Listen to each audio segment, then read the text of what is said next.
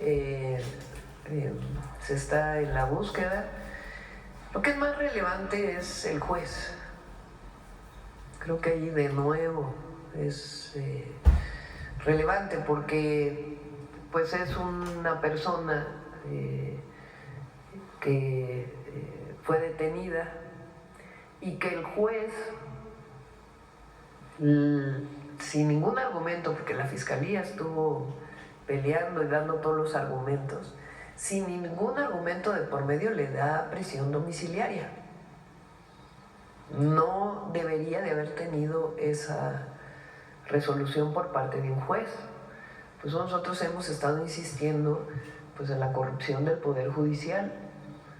¿Cómo es posible que inclusive se estuvo buscando por parte de la Fiscalía, al Consejo de la Judicatura, pues por la importancia de que esta persona estuviera detenida y el juez le da esta liberación?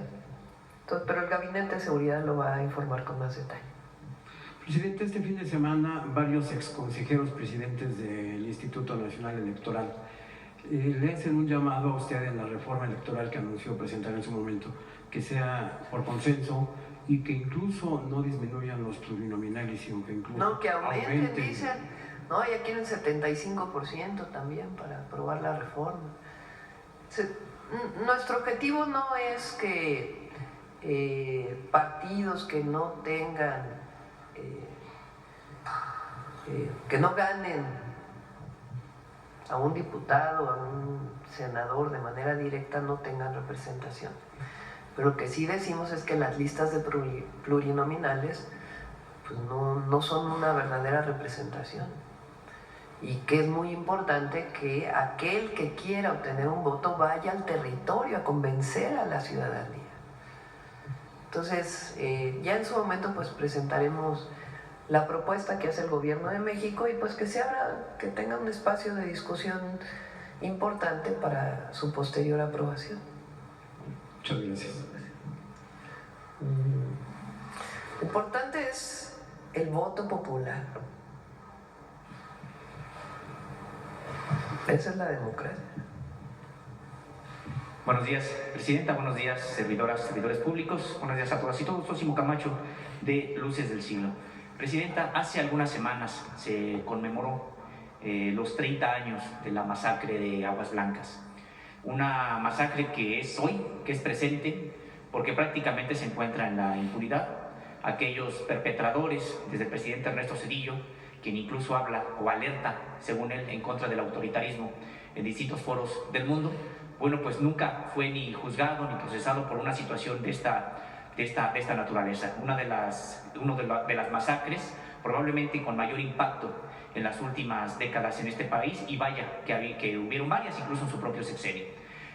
Sin embargo, Presidenta, decíamos, no ha habido reparación tampoco para los deudos, y incluso hoy está preso Antonio Barragán Carrasco, un sobreviviente de esta masacre de Aguas Blancas, que finalmente fue aprehendido algunos años después de esta masacre por una persecución que ocurrió en contra de toda la organización campesina de la Sierra del Sur.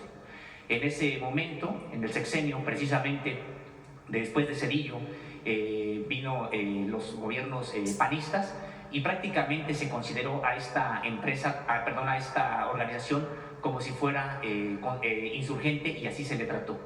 No solamente son los 17 masacrados, hubo después más de 20 asesinatos de esta organización, hubo decenas de aprehendidos que poco a poco fueron siendo liberados, 3 de ellos en el sexenio de Andrés Manuel López Obrador por este programa de preliberación y de amnistía. Sin embargo, el caso de Antonio Barragán Carrasco sigue prácticamente inamovible, está condenado por delitos que no cometió, a más de 100 años de prisión, y no ha habido la manera de que sea liberado.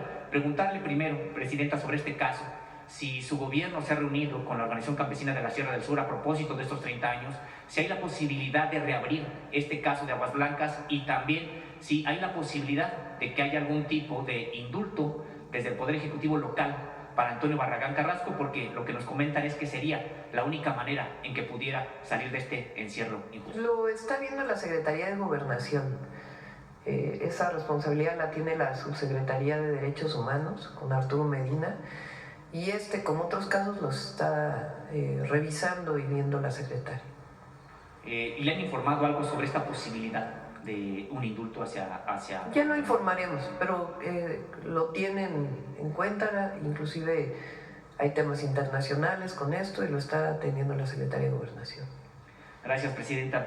En otro caso que también tiene que ver con Guerrero, yo aquí le exponía la situación de Equinox Gold, esta minera que ahora ha decidido retirarse de Carrizalillo sin remediar, como la propia ley lo marca. No debe ser. Desde la otra vez que lo planteaste, se lo encargué a la Secretaria de Medio Ambiente y Recursos Naturales, Alicia Bárcena, lo está viendo. Todas las mineras que tienen explotación en nuestro país tienen la obligación de la remediación. Hay algunas mineras, también está el caso de San Luis Potosí, en donde se están retirando y no están haciéndose responsables de la remediación, que por ley lo tienen que hacer. No solamente está en las manifestaciones de impacto ambiental, sino claramente lo expresa la ley. Entonces tienen que hacer, después de la explotación minera, tiene que haber una remediación integral, en donde no afecte, o sea, que atiendan tanto la contaminación de suelo como el impacto que tuvieron sobre el paisaje. Todo debe ser incorporado en la remediación. Presidenta, se lo planteo de nueva cuenta porque aquella vez usted precisamente hizo este llamado a que tenía que haber esta remediación. Sí, lo está viendo Alicia Bárcena, ya lo puede informar, que se lo pueda informar, pero desde entonces ella lo tiene y ha estado avanzando. Lo que ocurre, Presidenta, es que Equinox Gold, pues además de que está en esta disputa ante el Tribunal Unitario Agrario con Carrizalillo, está ofreciendo prácticamente el equivalente a 2 despensas o incluso menos por ejidatario al mes. No debe ser. Ellos tienen por ley que cumplir la remediación. Y siguen ellos acordando con empresas ahora, con comunidades ahora aledañas también a Carrizalillo. Siguen cualquier ampliación de cualquier actividad minera tiene que tener un estudio de impacto ambiental, una manifestación de impacto ambiental. Y en el caso de aquellos lugares donde ya terminó la minería, tiene que haber necesariamente remediación. Gracias, Presidenta. Y en otro tema, bueno, ocurrió ya precisamente este proceso electoral para renovar el Poder Judicial, que por supuesto se trata de una oportunidad para que la ciudadanía, el pueblo mexicano, recuperen un Poder Judicial desde hace mucho tiempo pues copado por los grandes intereses, incluso transnacionales, y hay hoy otras expectativas precisamente para que haya justicia para todas y para todos. Ha habido, sin embargo, algunas irregularidades en el propio proceso. Usted se ha referido a que se trata alrededor del 1%, y por supuesto que las irregularidades no demeritan el trabajo y todo el esfuerzo para renovar el Poder Judicial en este país. Sin embargo, Presidenta, quiero comentarle un caso de una persona que resultó con el triunfo para el Distrito 1 de Iztapalapa, de apellido Pacheco Torres, quien, no obstante que se le señaló de haber defendido a integrantes del crimen organizado, pues en términos generales eso no era lo más complicado. Lo complicado es que tiene antecedentes de haber cometido fraude procesal, incluso aceptando ella la comisión de este delito, llegando a un acuerdo reparatorio alternativo, eso por un lado, y por otro también que incluso cuando defendió a este integrante de la delincuencia organizada, resulta que era servidora pública, algo que también va en contra de las leyes porque no se puede litigar en contra del Estado o alguna institución del Estado siendo servidor público y al mismo tiempo defendiendo a una persona que está litigando contra el Estado. Entonces, su opinión, Presidenta, sobre este caso y sobre otros casos precisamente que serían necesarios para sanear por completo este proceso electoral. ¿Conocen mi posición? Siempre dije que si había algún caso vinculado que se revisara por parte del Instituto Electoral y del Tribunal previo a la elección, finalmente ellos toman la decisión de no hacerlo, incluso algunos los hacen después, ya que fue la elección. Y en este caso, pues que se revise en particular. Todavía falta la última determinación del tribunal, de la Sala Superior del Tribunal de la Federación. Presidente, y nada más como un recordatorio, yo le había comentado también en este espacio sobre la posibilidad de conocer las estadísticas de las asistencias de los gobernadores y gobernadoras a las mesas de seguridad. Había comentado que se presentarían precisamente los informes correspondientes de seguridad, pero todavía ya los presentamos. Muchas gracias.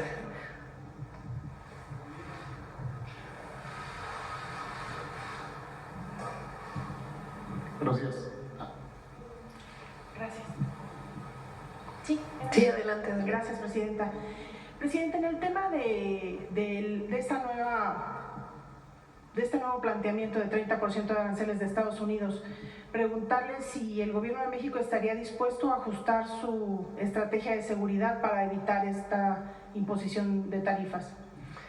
Es muy importante porque no es retórica cuando decimos coordinación, colaboración, pero no subordinación. No es retórica. Es lo que decimos en las mesas de trabajo con el gobierno de los Estados Unidos, sus distintas instituciones, nuestra posición pública, nuestra posición privada. Entonces, hay un acuerdo prácticamente ya terminado con el gobierno de Estados Unidos, coordinado por el Departamento de Estado, en los temas de seguridad. Queda clara la soberanía, queda clara la territorialidad de cada uno de nosotros y se establecen esquemas de coordinación y colaboración. Es un acuerdo que está prácticamente terminado, quedan algunos temas donde todavía no hay acuerdo y lo ven directamente las secretarías y al final yo le doy pues la revisión final, pero hay un avance muy importante en el tema de seguridad. Eso es muy importante que se conozca, porque no es que de aquella reunión que hubo en febrero, que fue el Gabinete de Seguridad a Washington, a la fecha hemos seguido trabajando en coordinación. Entonces nosotros esperamos que este acuerdo que hemos estado trabajando permanentemente pues sea el marco de la colaboración y la coordinación con el gobierno de Estados Unidos y que como tal sea reconocido. ¿Ese acuerdo incluiría la posibilidad de que ingresen elementos de tropas estadounidenses al territorio mexicano? No, nunca. ¿Y alguna otra cosa que tenga que ver con la actuación territorial del gobierno estadounidense aquí? No, respeto a la soberanía total, ellos ya lo reconocieron,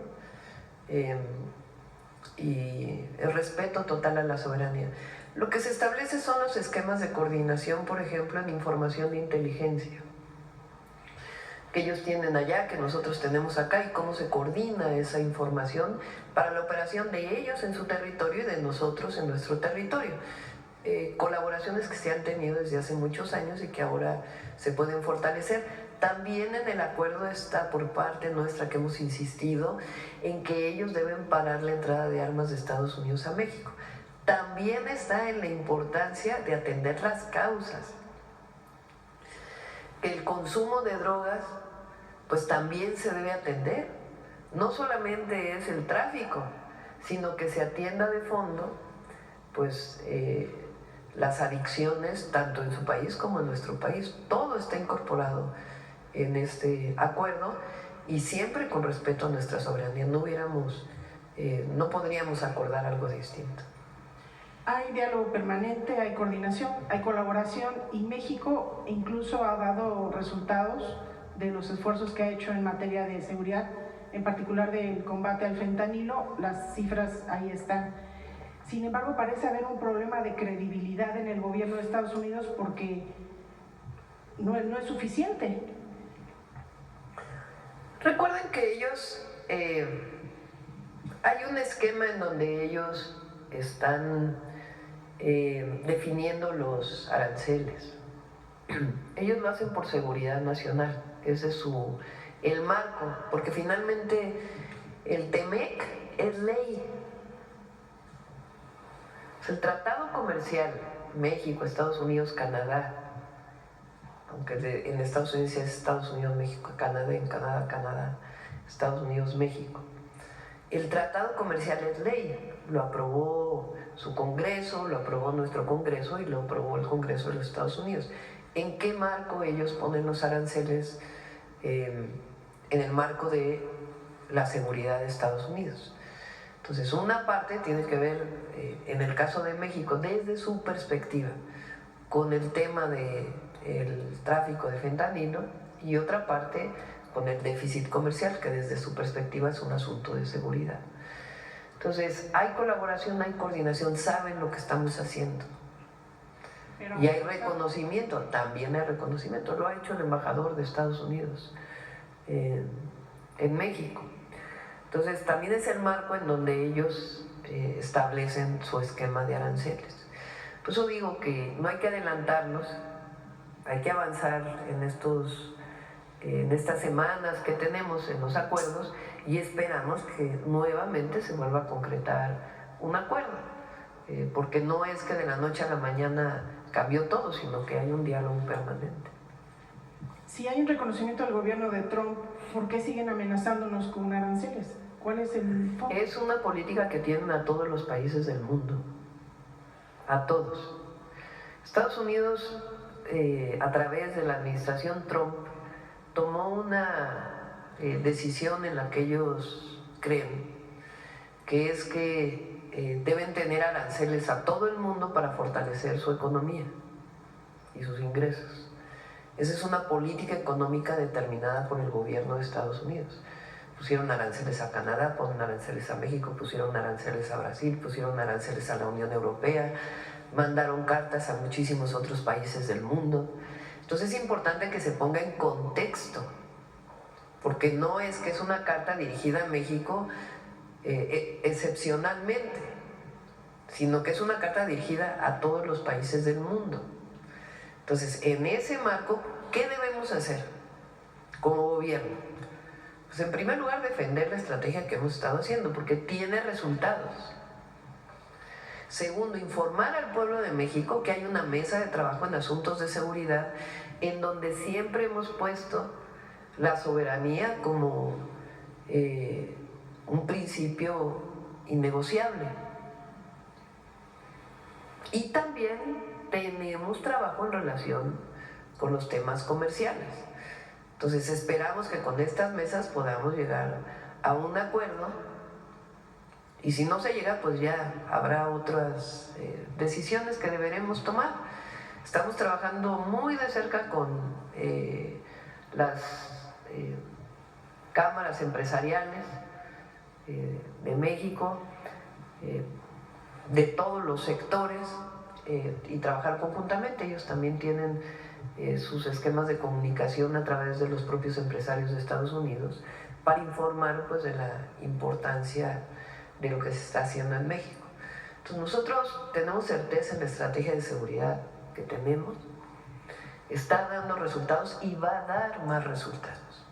Hay disminución del tráfico de fentanilo. ¿Qué decimos? Estados Unidos tiene que hacer lo suyo. ¿Qué quiere decir lo suyo? Disminuir el tráfico de armas. A México recientemente se hizo una incautación con lanzagranadas. ¿Cómo entran los lanzagranadas de Estados Unidos a México? Entonces ellos tienen que hacer su parte de reducir el tráfico de armas ilegales hacia México. Nosotros hacemos nuestra parte de reducir el tráfico de fentanilo y otras drogas hacia Estados Unidos. Y la colaboración y coordinación para en ambos lados de la frontera atender el tema, desde el lavado de dinero hasta la detención de generadores de violencia en ambos lados de la frontera. Gracias, Presidenta. En otro tema quisiera preguntarle sobre esta nueva etapa de combate al huachicol, ahora enfocada al tema del contrabando y del huachicol fiscal. Si nos puede informar a funcionarios de qué instituciones están investigando en esta indagatoria, en estas redes que han estado vigilando, y si ya tienen, digamos, en la mira funcionarios de qué nivel, si son federales, estatales o locales, ya están involucrados. Es difícil informar, o más bien, no es difícil. No se puede informar cuando hay una investigación en proceso, pero que sepan que no vamos a proteger a nadie, eso sí. O sea, la investigación es a todos los niveles, a todos los niveles. Pero por lo menos, ¿de qué instituciones? Pues ya Cuando se avance la investigación, por supuesto, se dará la información. ¿Por qué hasta ahora solo han caído, digamos, particulares? Ustedes saben que para poder detener a una persona, a veces se cree que detener a una persona es muy sencillo. Un presunto delincuente, obviamente. Para eso tiene que haber una carpeta de investigación con pruebas. Tener todos los elementos de prueba para poder tener una carpeta de investigación y entregarla a un juez, esperando que un juez actúe conforme a derecho, pues lleva su tiempo. Entonces, las incautaciones que se han estado haciendo dan información y se sigue procesando esa información para poder tener todas las pruebas para que haya las detenciones de los presuntos responsables. Pero entonces sí se puede decir que existen funcionarios involucrados en este Hasta tema. que no salga la investigación no podríamos dar más información. Okay. Gracias, Presidenta. En otro tema quisiera preguntarle sobre esta preocupación del sector de algunos industriales sobre un planteamiento del SENACE y de la CFE para que puedan reducir su consumo a cambio de no, digamos, verse afectados por los apagones cuando el sistema, digamos, rebase cierta capacidad. Se ha avanzado mucho en el aumento en la capacidad. Va a venir Comisión Federal de Electricidad, pero a ver si hoy mismo lo informan. Comisión Federal de Electricidad, todo el trabajo que se ha estado haciendo para tener un mayor margen de reserva. Ha sido muy importante el trabajo que se ha hecho, tanto en generación, estas últimas plantas que hemos puesto en operación están ayudando, como en plantas de emergencia y otros esquemas que se han realizado desde que entramos al gobierno, además de trabajos de mantenimiento en la red de transmisión y distribución. Entonces, se ha avanzado mucho en eso. Hay que ver estas cartas que se están enviando, cuál es el objeto que tiene. Puede ser que pudieran cambiar su horario para que en el pico de demanda no tengan la operación, sino que se trasladen a la parte base. Pero sí ha trabajado mucho en Comisión Federal de Electricidad y van a seguir plantas de generación que iniciaron en el periodo del presidente López Obrador y que estamos ya por inaugurar. Y todas las nuevas plantas ya salieron prácticamente las licitaciones que planeamos para este año. ¿Pero sí se está poniendo en esta disyuntiva a las empresas? No está en riesgo ni la producción, ni no está en riesgo. ¿Qué pasa a veces? Ya le iba a apuntar aquí. La demanda de energía eléctrica, la demanda que es pues los focos prendidos, todo el uso de la electricidad, es mayor entre las 6 y las 9 de la noche. ¿Por qué? Pues porque justamente llega la noche y se prende la iluminación pública y hay mucho mayor demanda a esa hora. Eso pasa en todos los países del mundo, no solamente en México. Incluso desde hace, pues yo creo que como 20 años, la tarifa de electricidad de los industriales en ese horario es más cara que en la mañana. ¿Por qué? Pues porque se orienta a que en esa hora no tengan la producción más alta, sino en la mañana. Porque la electricidad se genera en el mismo momento que se demanda. Estas luces que vemos ahora, pues la demanda de energía, y en este mismo instante se está generando las plantas de acuerdo a la demanda. Eso lo coordina el Centro Nacional de Control de Energía. Entonces, muchas veces lo que se hace es pedirle a las empresas: no produzcas tanto de 6 a 9, sino pásate mejor en la mañana, para que no tengamos tanta presión de 6 a 9 de la noche, en que todas las plantas tienen que funcionar al mismo tiempo. Esa puede ser una de las orientaciones, pero no está de ninguna manera, por razones de generación eléctrica, en riesgo la producción nacional, ni mucho menos. Y recuerden que además ahora, pues en el norte y en el sur del país, pues viene la época de mucho calor, de mayores temperaturas. Entonces los aires acondicionados pues también presionan sobre la demanda. Pero se está trabajando permanentemente. Ojalá hoy salga el comunicado de Comisión Federal de Electricidad y le pedimos a Emilia, su directora, y a Luz Helena que vengan para que puedan explicar con todo detalle lo que se ha hecho. Pero no es que en función de si aceptan o no cambiar sus No, para nada. entran o salen de una lista de apagones. No, para nada. ¿no? En todo caso, unas demandas específicas en ciertos lugares que se pide su colaboración para cambiar los horarios, pero no tiene nada que ver con un riesgo de la producción, o una sanción, o un castigo. Y Presidenta, solo una precisión sobre una pregunta que le hacían sobre este pronunciamiento de exconsejeros del INE sobre la reforma. Ellos lo que están planteando es que la reforma pudiera salir por consenso, dando a entender que no se apruebe por mayoría, ¿no? ¿Ve usted viable este escenario? Pues fíjense las propuestas que están haciendo. O sea, que haya el doble de plurinominales, pues hay que preguntarle a la gente qué opina de eso. De que haya el doble de plurinominales de los que hay ahora. Entonces, México es una democracia. Hay veces que estamos de acuerdo y hay veces que no estamos de acuerdo.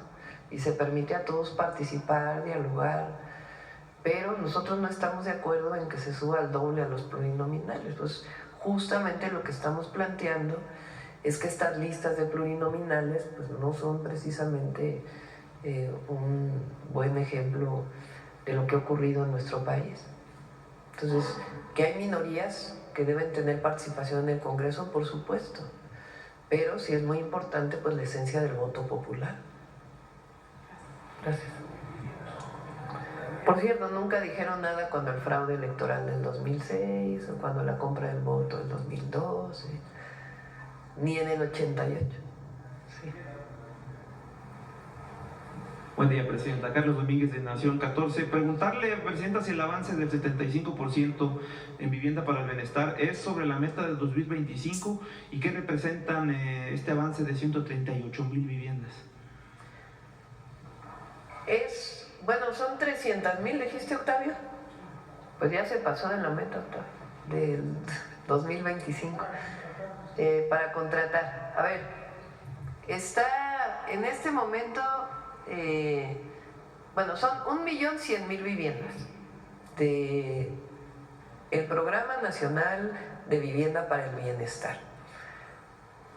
No quiere decir que sean las únicas viviendas que se van a construir. Son viviendas que tienen como meta atender a las personas que ganan menos de 2 salarios mínimos. Ese es el Programa Nacional de Vivienda para el Bienestar. 1.100.000 viviendas para los que menos tienen, para los que ganan menos de 2 salarios mínimos.